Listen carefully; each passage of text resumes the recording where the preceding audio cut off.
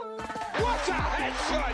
What a head! How's it, guys? This is Dayvy, FPL, and welcome back to the Fantasy Premier League video here on my channel. Now in this video, I'm going to take you guys through my team selection for the upcoming Game Week 21. Might actually be a double game week, but as of now, as of recording this video, New Year's Eve in the early morning, no news has come through about potential double game weeks, but that might all change in the upcoming hours, and hopefully they do confirm it before that Game Week 21 deadline. But if you guys want the latest news as possible, wanted to kind of create this video to give you guys my transfer thoughts, to at least have some thoughts before the deadline stream. But the deadline stream will be the most up-to-date team as possible. So hopefully I do see you guys there, even though it is New Year's Day. So hopefully you guys have a safe New Year's Eve tonight, and I'll see you there on the stream 1 hour before the deadline tomorrow. But in this video, I'll be taking you guys through my Game Week 20 team review first, just kind of seeing what kind of went on there, what transfers out we could potentially do if we had some low performers. We're then going to move on to the more general talking points about the upcoming doubles and the blanks. Thanks to Ben Krellen's latest Game Week schedule, going to be kind of analyzing that, discussing all the possible situations, and then we're going to move on to our Game Week 21 team, and then finally end off the video with our transfer plan. So that's something you guys are interested in. Sit back, relax, and let's get straight into it. So starting off with our Game Week 20 team review, and unfortunately we're going to be ending 2021 on a red arrow. Seems kind of fitting with how big of a disaster some of these mistakes have been over this FPL season, and I mentioned it over on Twitter yesterday that if there was one word to sum up my FPL season, it was going to be Salah. And that's exactly what kind of happened in Game Week 20. Captain Mo Salah returned 0 points there, missed a penalty and kind of a big chance. What more could have kind of gone wrong? Not much. And unfortunately that resulted in us getting an overall 36 points with a -4 take. So that sits us just below the top 50k, top 48k to be more precise, and unfortunately that was a red arrow from about the 35k mark. But more disappointing was kind of the result of the free hit. So now we used the free hit to keep Mo Salah, and because he blanked in Game Week 20, and I probably would have brought in someone like a Bowen and a Ronaldo before that if I just used free transfers, I therefore am regretting using the free hit, and I don't think it paid off at all. But we'll talk about that a little bit later on with Mo Salah, but let's start off with our bench with only 1 point. Ben Foster with 0 points, still out injured, but there is some rumors that he might be back earlier than predicted. Remember that prediction was the middle of Jan after coming back from that injury, so he might be back in time for those Watford doubles, which would be quite appreciated. And then Adam Armstrong actually starting the fixture for Southampton on the weekend, but just shows you even if he does start, does not usually perform that well, and luckily this weekend didn't do that well because I did actually bench him for his teammate Broja. So only 1 point on the bench after Douglas Luiz and Ben White's fixtures were postponed. And now moving on to the starting 11, and we'll go over David De Gea. And last night I needed David De Gea to really save my game week like he's been saving United in the prior game weeks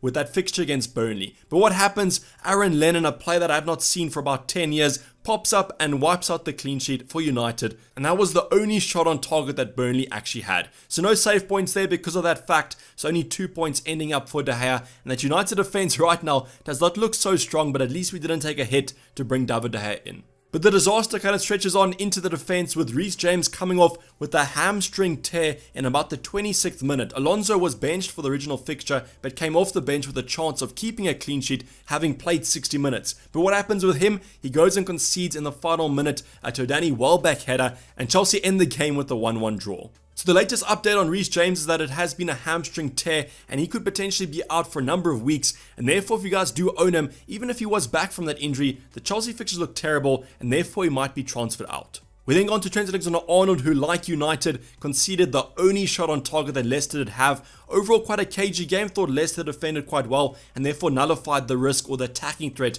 of Trent quite a bit, and that's why he only resulted with 2 points at the end of the day. If you guys did captain Trent though, so a number of you did, more points than Mo Salah, so I think you're probably happy at the end of the day. And then finally, João Cancelo getting a clean sheet. Man City, pretty dominant performance. I thought Brentford were quite lackluster, and therefore the clean sheet did look kind of locked in. There were some rumors about Cancelo after missing out on training, but I do think with this tight schedule, some of these options are given rest days, and therefore aren't expected to kind of train between the fixtures. So Cancelo's 6 points are quite welcomed, really happy that he did manage to start that game for Man City. And overall from a defensive point of view, there are some injuries there, so it does look like Cancelo should at least be nailed for the upcoming fixtures. He was unfortunately assaulted last night and therefore he might not be playing on the weekend against Arsenal, but we will talk about that a little bit later on. And then finally going on to our midfield department, and the left-hand side are absolute frauds. Salah, Jota missing a couple of chances, Mo Salah missing a penalty and a big chance though. Kasper Schmeichel having the game of his life against Liverpool. But I mean, I can't really help but come out of this game feeling super unlucky and disappointed with the 0-point return from our captain Mo Salah. I mentioned on the free hit, this makes the free hit kind of not worth it because we would have got Mo Salah out anyway, and we probably would have brought Ronaldo in before that game week 19 deadline. So because Bowen and Ronaldo both return in game week 20, this just shows you that the free hit was not worth it,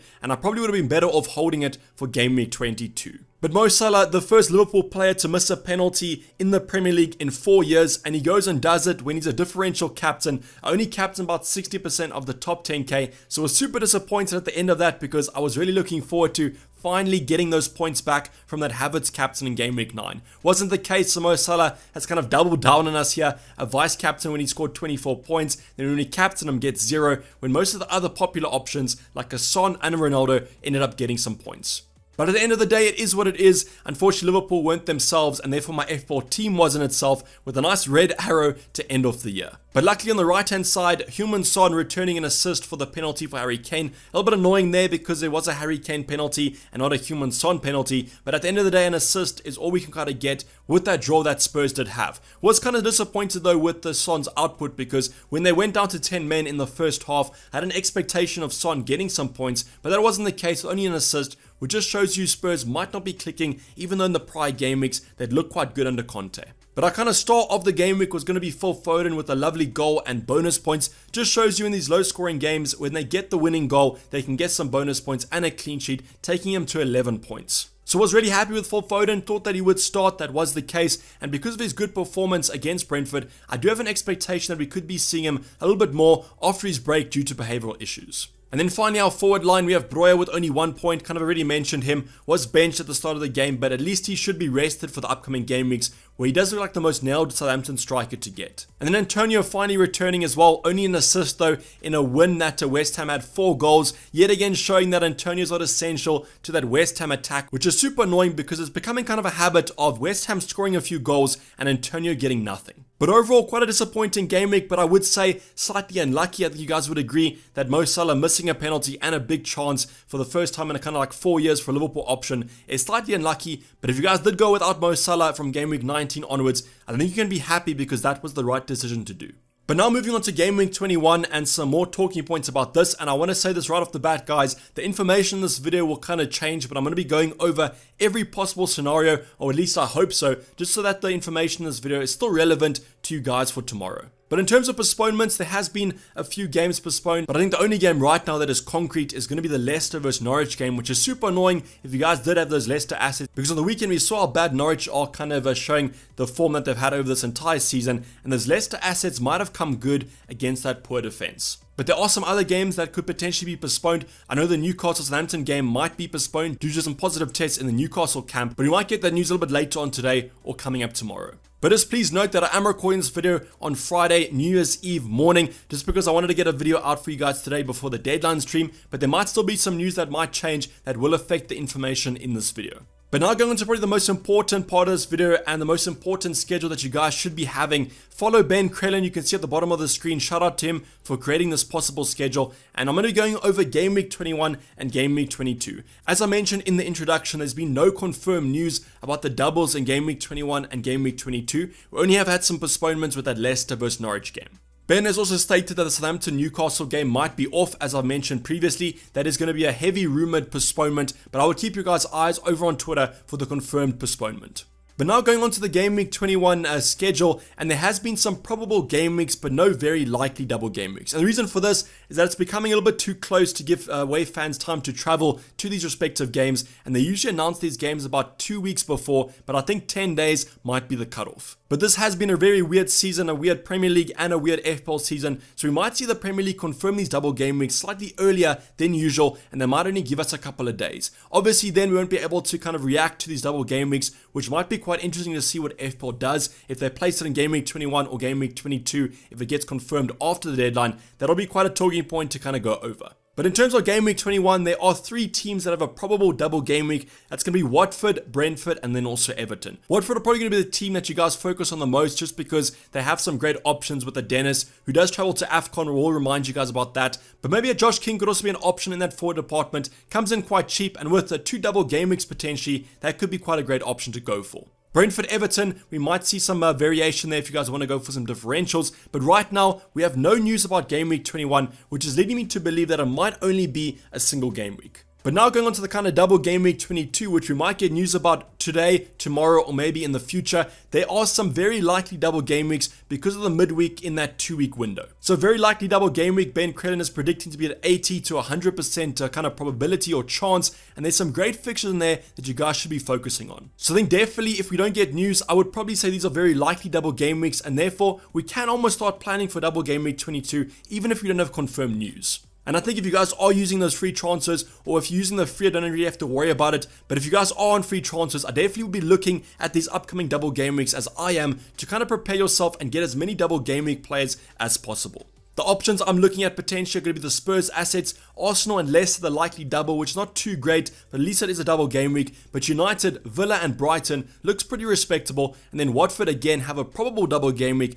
which is 60 to 80% with Newcastle and Crystal Palace. There are some other teams with probable game weeks. We have some big hitters with the Arsenal, Chelsea and Liverpool assets. Remember, Mo Salah will depart in Game Week 22, so we might see some differentials there. And Andy Robertson come in as that third Liverpool defender could be an option to go for. Those Arsenal assets, if you manage to hold on to them, the double doesn't look too great. Tottenham and Chelsea or Liverpool, that could be a very bad double game week to kind of have, but at least it is a double game week at the end of the day. Chelsea assets, Man City, Arsenal, not great to be honest, but at least as I said, it is a double. But I think definitely the assets to kind of focus on are going to be those Spurs and United options, and that's why if you're going to make a transfer this week, I would try and bring one of those assets in.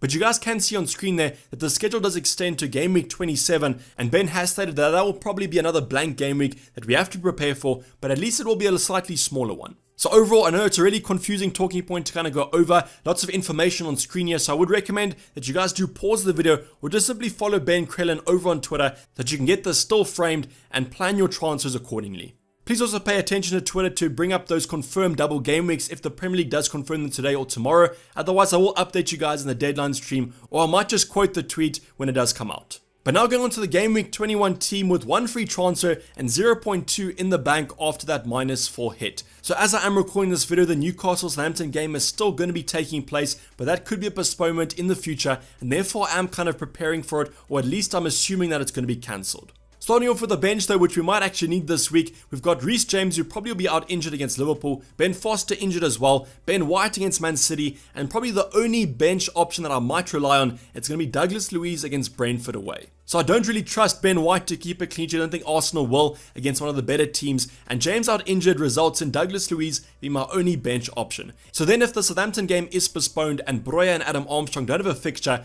we might be in a little bit of a sticky situation with maybe only a starting 10. But as of now, as I've mentioned, the Newcastle game is going to be on, but I will adjust my transfer plan accordingly if that game is called off. Starting off in goal though, we do have David De Gea against the Wolves side that have been struggling from an attacking point of view, but United have also been struggling defensively. So therefore this game could kind of go either way. Just hope that David De Gea, if he does concede, manages to get some save points this week, because we really do need the points from our goalkeeper. Marcos Alonso and Trent do play each other with that Liverpool vs Chelsea game. Super tough game to kind of call. Can see lots of goals or it being a cagey affair, but Marcos Alonso right now is the only wing back that Chelsea do have. Reece James out injured. We also maybe have Azpilicueta that could play there, but who kind of knows? And that Chelsea defense does not look that strong, so maybe Trent can get an attacking return or maybe even a clean sheet. Cancelo against Arsenal, I did mention Cancelo did have an incident last night and therefore he might not be playing this weekend. I don't really think he should. I think that he should take the time off, take a few days off, just to kind of adjust to this news because it was kind of a traumatic event, and therefore I don't think we can kind of rely on Cancelo to be starting against Arsenal.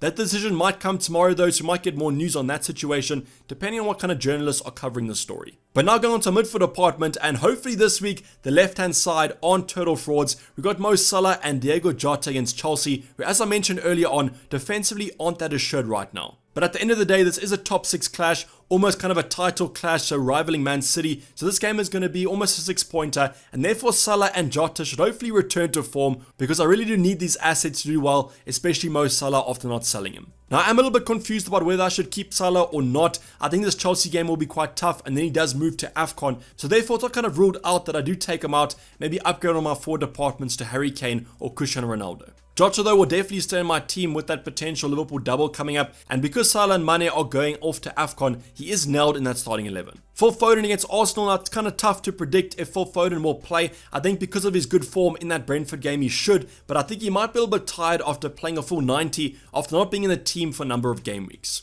But I do hope that he does play against Arsenal, because I think City always do quite well against the Gunners, and therefore I hope that Phil Foden does play, and then he could be getting some goals or an assist. But finally, in our midfield department, it's going to be Heung-min Son, our captain this week. After seeing how bad Watford were against West Ham, I do think Son is the standard option for captaincy, and therefore I'm going to be going for him as I do own him. Would have potentially looked at Mo Salah, but because of his form last week, I really do think Son is the best option in my current team to go for. And then finally in our starting 11, I've got the two Southampton assets, Adam Armstrong and Broja. I don't really think both of them will start, but because they had a potential double, I have started both of them, but I think one of them might be on the bench if I do make a transfer. And then finally, the last player in our starting 11 is going to be Antonio, with a little bit of a nice game against Crystal Palace. However, Crystal Palace are one of those weird teams where sometimes they're great defensively, sometimes not that great. I'm just hoping though that Antonio gets some returns, because the only time he has scored in the prior game weeks was when I benched him. Because I don't own Bowen, I'm a little bit scared about this game, as I think that West Ham are showing good form, and Bowen looks like a better option at the current moment than Antonio does. So this is the current Game Week 21 team, guys. A little bit sketch. Some of these players might actually miss out. The Southampton assets, the bench does not look great, and therefore we might have to do some reconstruction with those free transfers.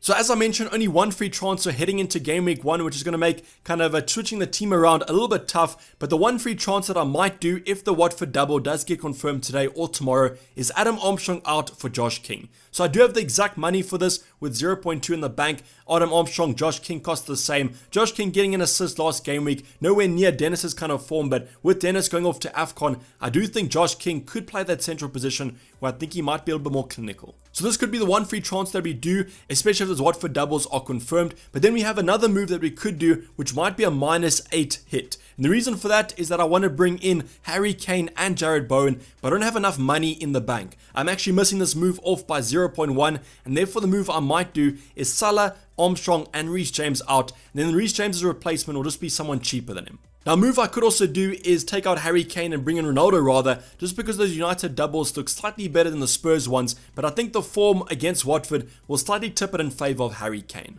Then Reece James will just become a cheaper option because Harry Kane is slightly cheaper than Ronaldo will, but I think these three transfers will be quite great, especially because Jarrod Bowen is looking like quite a good option. West Ham double game weeks also look quite favourable, and therefore I do think kind of doubling up on that to West Ham attack could be quite a sensible option, especially because Mo Salah is heading off to AFCON and he does play Chelsea this game week. Now in terms of other transfers, if the doubles do get confirmed for Game Week 21, they're kind of an infinite amount of options, especially with those Game Week 22 doubles. But right now, these two moves, either taking a free transfer or a -8 hit, look the most favourable for my FPL team. I guess the decision comes down to whether to keep Mo Salah or not. Against the Chelsea depleted defence could be an option, but I do think this was Mo Salah, whose form doesn't look that great after missing that penalty and that big chance against Leicester.